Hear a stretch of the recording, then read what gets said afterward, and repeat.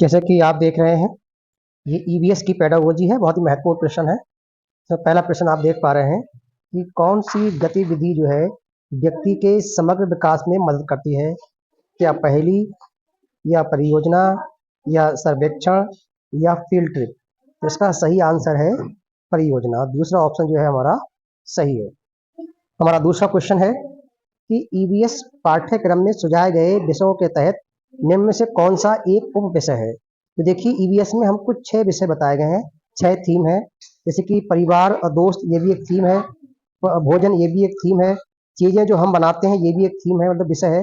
लेकिन पशु जो है ये एक उप विषय है, तो इसका सही आंसर होगा पशु, थर्ड।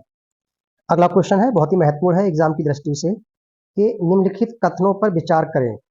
तैयार करना मुश्किल है, उच्च योग शिक्षकों की आवश्यकता है, ऊपर उल्लिखित कथन है। क्या परियोजना से संबंधित है, या अध्ययन सामग्री की सीमा से संबंधित है, या स्रोत आवेदन की सीमा संबंधित है, या अतिरिक्त गतिविधियों की सीमा संबंधित है? इसका सही आंसर है परियोजना विधि की योजना से संबंधित है। बच्चों की जो त्रुटियां होती हैं सीखते समय, ये क्या दर्शाती हैं कि बच्चे कितने लापरवाह हैं?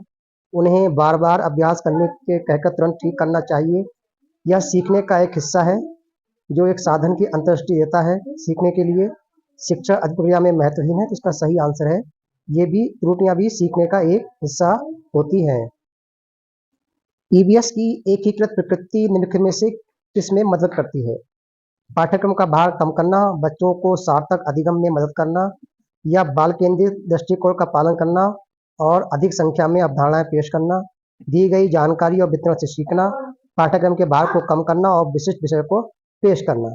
तो देखिए इसका सही आंसर होता है कि पाठ्यक्रम का भार उसको कम करना है और जो सार्थक चीजें हैं वो समझाना है। यहाँ बाल केंद्र दिया हुआ है, लेकिन अधिक संख्या में हमको अवधारणाएं नहीं सिखाना है, इसलिए इसका जो सही आंसर है वो एक है।